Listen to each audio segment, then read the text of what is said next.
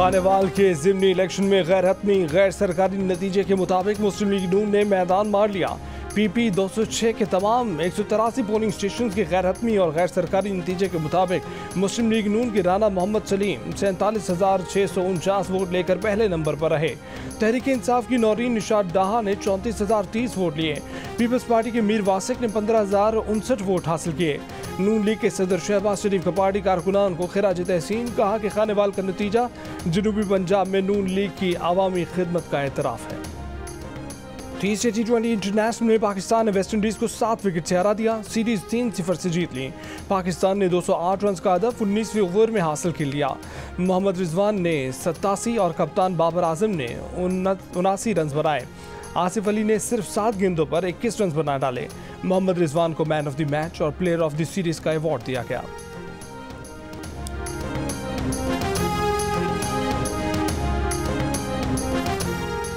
Corona virus का West Indian squad पर हमला, मजमूई तौर पर 9 अरकान की रिपोर्ट मुस्बत आ गई। पाकिस्तान के खिलाफ 3 वनडे मैचेस की सीरीज मुलतवी।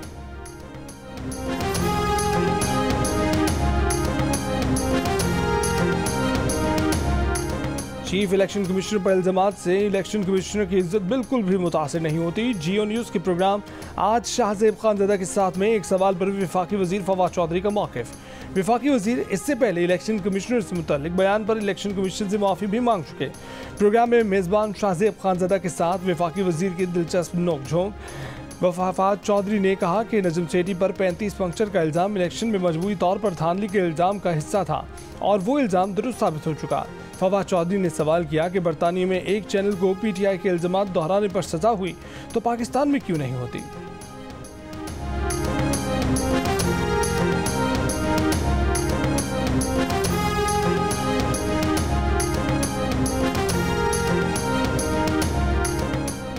गिलगित बल्तिस्तान, बलोचिस्तान, अंदरूनी सिंध, कबायली इलाके और राजनपुर, डेरा गाजी खान पीछे रह गए हैं। उन्हें भी दीगर इलाकों की तरह तरक्की करनी चाहिए। वज़ीर आज़म इमरान खान का इस करदू में अवामी इज्तिमा से खिताब। कहा कि जो खूबसूरती गिलगित बल्तिस्तान में है उसका स्विट्ज़रलैंड से मुकाबला ही नहीं हो सकता। यहाँ के लोग अपनी ज़मीन का ख्याल रखें, बाहर के लोग ज़्यादा पैसे देकर ज़मीन खरीद लेंगे। इंटरनेशनल और मकामी सयाहत बढ़ने से आपको फ़ायदा होगा। नौकरियों के लिए दूर नहीं जाना पड़ेगा। हम गिलगित बल्तिस्तान की सयाहत से 30 से 40 अरब डॉलर कमा सकते हैं।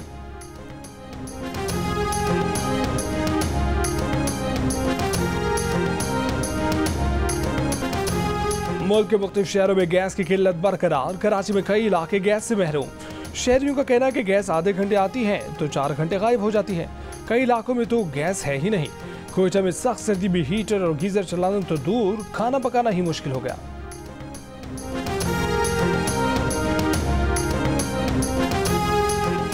पीपल्स पार्टी आज मुल्क भर में गैस की किल्लत के खिलाफ एहतजाजी मुजाहरे करेगी। पार्टी इलामी के मुताबिक मुजाहरों की हिदायत चेयरमैन पीपल्स पार्टी बिलावल भुट्टो सरदारी ने की है। मुल्क भर में कल नमाज जुमा के बाद पीपल्स पार्टी के तहत एहतजाजी मुजाहरे होंगे।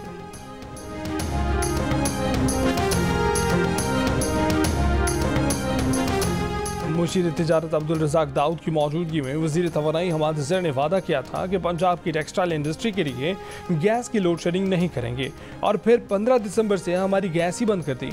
ये सारा गेम अपनी नाअहली छुपाने के लिए किया जा रहा है। LNG दरामद नहीं की और अब इंडस्ट्री की गैस बंद कर दी। बरामदात पर 4 से 5 अरब डॉलर्स का फ़र्क पड़ेगा।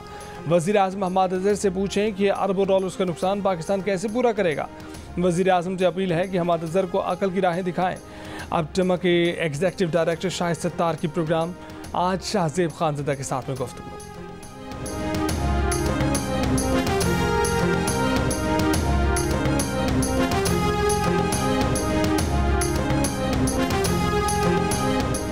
गवादर को हक दो तहरीक का धरना खत्म। बलोचिस्तान हुकूमत और मौलाना हिदायतुल रहमान के मुज़ाकरात कामयाब। तहरीक के कारकुनों के मुकदमात खत्म करने और मौलाना हिदायतुल रहमान का नाम 4th शेड्यूल से निकालने का फैसला।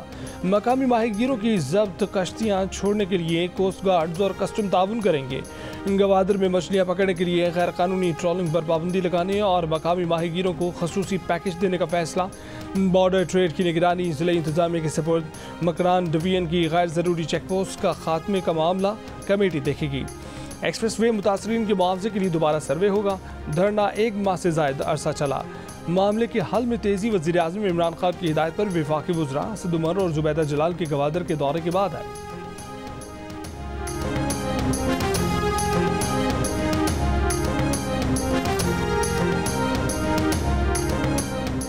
यूटिलिटी स्टोर्स कॉरपोरेशन में अरबों रुपए की बेज़ाब्तियों और अरबों रुपए की करप्शन का इंकशाफ, लूट मार, गैर मेयारी अशिया की खरीदो फरोख्त की गई। ऑडिटर जनरल ऑफ पाकिस्तान ने यूटिलिटी स्टोर्स का फॉरेंसिक ऑडिट मुकम्मल कर लिया। कहा कि ऑडिट से मालूम हुआ यूटिलिटी स्टोर्स कॉरपोरेशन तबाही के दहाने पर है। कानों को हाथ लगाकर कहते हैं कि यूटिलिटी स्टोर्स का कोई हाल नहीं। फॉरेंसिक ऑडिट रिपोर्ट सदर पाकिस्तान को दी जाएगी।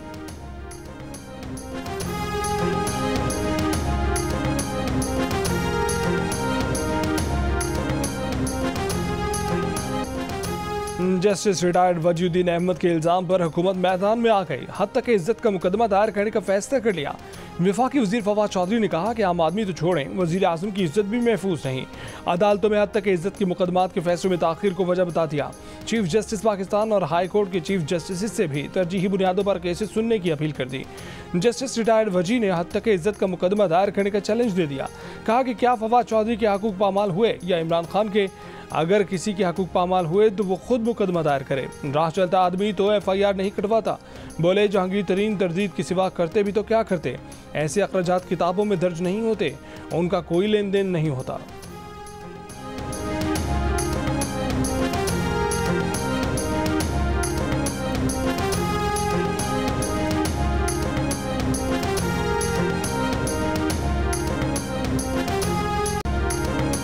वज़ीर आज़म पर इल्ज़ामात लगाने वाले जस्टिस रिटायर्ड वजीउद्दीन अहमद की हुक्मरान इत्तेहादी जमात मुत्तहिदा कौमी मूवमेंट के रहनुमाओं से कराची में मुलाकात के दौरान हुकूमत पर निशाने इत्तेहादी रहनुमा खालिद मकबूल के लिए मुश्किल खड़ी कर गए। जहांगीर तरीन और फवाद चौधरी पर बात के दौरान खालिद मकबूल चेहरे के तासुरात ना छुपा सके।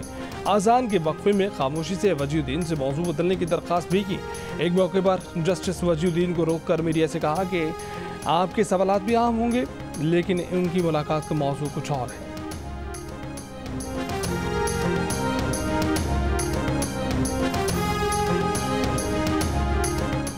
सिंध हाई कोर्ट ने सिंध रेंजर्स को हुक्म दिया है कि नेशनल स्टेडियम के करीब 2.5 एकड़ जमीन के इस्तेमाल पर तहरीरी बयान जमा कराए। रेंजर्स के वकील ने अदालत को बताया कि जितनी जमीन हुकूमत सिंध ने दी उतनी ही रेंजर्स के ज़ेरे इस्तेमाल है। वकील सरकार ने कहा कि ऐवान सदर में हुए फैसले के तहत सिर्फ DG रेंजर्स को बंगला अलॉट किया गया था। अदालत ने तबसरा किया कि बताया गया है कि रेंजर्स ने प्राइवेट अफराद को अलॉट किए गए बंगलों की जमीन पर पार्किंग बना दी है। अदालत से रुजू करने वाले दरख्वास्त गुजार के मुताबिक रेंजर्स के खिलाफ 8 एकड़ जमीन और कई बंगलों का तनाज़ा है। अदालत ने रेंजर्स के वकील को 2.5 एकड़ जमीन के इस्तेमाल से मुताल्लिक तहरीरी बयान जमा कराने का हुक्म दिया है।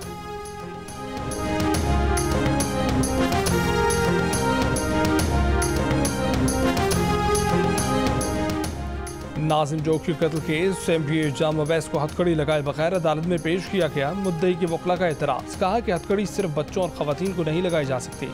तफ्तीशी ऑफिसर ने अदालत में अबूरी चलान पेश कर दिया। अबूरी चलान में पुलिस ने MNA जाम अब्दुल करीम को मफरूर करार दे दिया। 2 नामालूम गैर मुल्की भी मफरूर करार। नवंबर 2021 में मलीर कराची में पीपल्स पार्टी के रुकन सिंध असम्बली जामा वैस के फार्म हाउस से नाजिम जोखियों की तशद्दुद लाश बरामद हुई थी। नाजिम जोखियों ने मलीर मेमन गोट में गैर मुल्कियों को शिकार से रोकने की वीडियो सोशल मीडिया पर अपलोड की थी।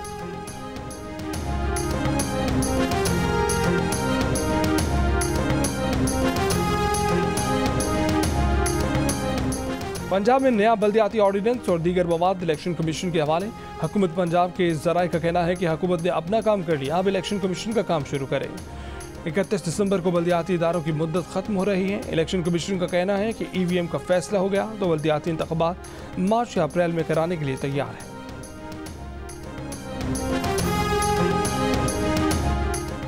इस्लामी ताउन तंजीम के वज़राए ख़ारजा के इजलास में शिरकत के लिए मेहमानों की आमद शुरू। OIC के सेक्रेटरी जनरल डॉक्टर यूसुफ बिन अहमद इस्लामाबाद पहुँच गए। पाकिस्तान इस कॉन्फ्रेंस की मेज़बानी कर रहा है।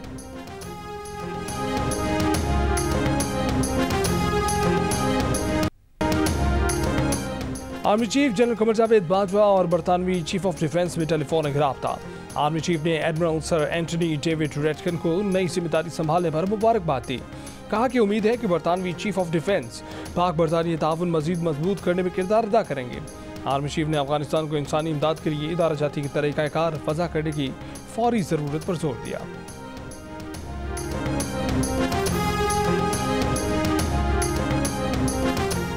सुप्रीम कोर्ट में 16,000 सरकारी मुलाजमीन की बरतरफी से मुतल्लिक केस का फैसला महफूज आज सुबह 11 बजे सुनाया जाएगा। सुप्रीम कोर्ट के बाहर बरतरफ मुलाजमीन का एहतजाज आज भी जारी। बहाली का मुतालबा।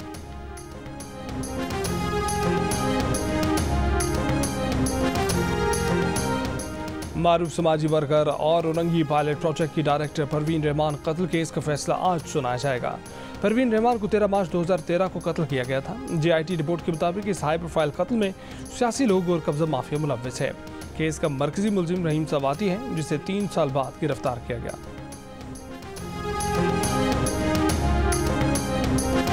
लाहौर समेत पंजाब के मैदानी इलाके शदीद धुंध की लपेट में हैं। धुंध के बायस मोटरवेज को मुख्तलिफ मकामात पर बंद कर दिया गया है। धुंध की वजह से लाहौर और सियालकोट एयरपोर्ट पर फ्लाइट शेड्यूल भी मुतासर हुआ है। लाहौर आने वाली 4 परवाजों को इस्लामाबाद की तरफ मोड़ दिया गया। धुंध के बायस कराची और कोयटा से आने वाली ट्रेनों का शेड्यूल भी मुतासर। भावलपुर में ट्रैफिक हादसे में 3 अफराद जाँ बहक, 1 शदीद जख्मी।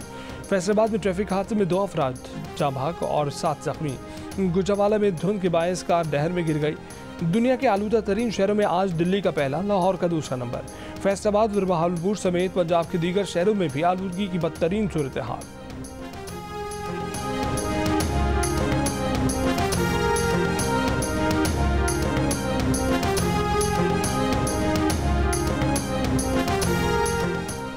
मुल्क के बलाई और मैदानी इलाकों में सर्दी की शिद्दत में इजाफा। ज़ियारत, खान मेहतर ज़ई, तोबाचक ज़ई समेत बलूचिस्तान के मुख्तलिफ शहरों के गली मोहल्लों और सड़कों पर बहता पानी जम गया।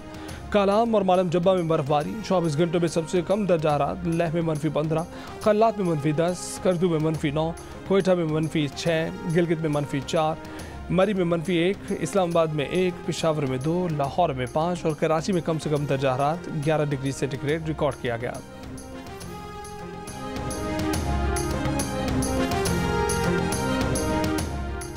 अमेरिका में 2 नंबर कंपनी बनाई। जाली कागजात पर कोरोना वबा के दौरान $56 लाख कर्ज लिया। पैसा जाती खर्चों पर उड़ाया। लाखों डॉलर पाकिस्तान भेज दिए। अमेरिकी रियासत न्यू जर्सी में धोखेबाजी करने वाला अजहर सरवर राना पकड़ा गया। 5.5 साल कैद की सजा, पैसा वापस करने का भी हुक्म।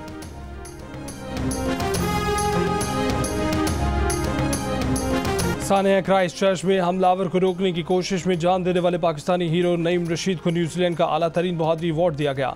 हमलावर से मुकाबले के दौरान जिंदा बचने वाले अब्दुल अजीज को भी न्यूजीलैंड क्रॉस दिया गया। वजीर आजम जसिंडा आर्डर्न ने कहा कि ये अवार्ड विक्टोरिया क्रॉस के मुसावी सिविलियन अवार्ड है। न्यूजीलैंड में ये अवार्ड इससे पहले सिर्फ 2 बार दिया गया है। क्राइस्ट चर्च हमले का मुकाबला करने वाले मजीद 8 अफराद को बहादुरी के मेडल दिए गए। इनमें हमलावर को गिरफ्तार करने वाले 2 पुलिस एहलकार भी शामिल हैं। हमलावर को रोकने की कोशिश में एबटाबाद के नईम रशीद और उनका 22 साल का बेटा तलहा नईम भी शहीद हो गए थे। क्राइस्ट चर्च मसाजिद पर 2000 के दहशतगर्द हमले में 51 मुसलमान शहीद हुए थे।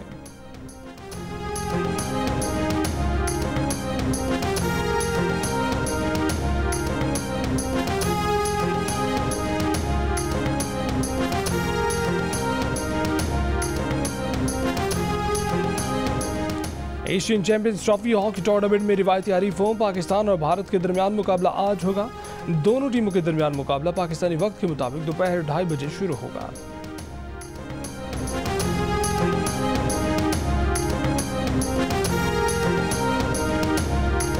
कटास राज मंदिर में मजहबी रसूमात की अदायगी के लिए 100 से ज्यादा हिंदू यात्री आज पाकिस्तान आएंगे।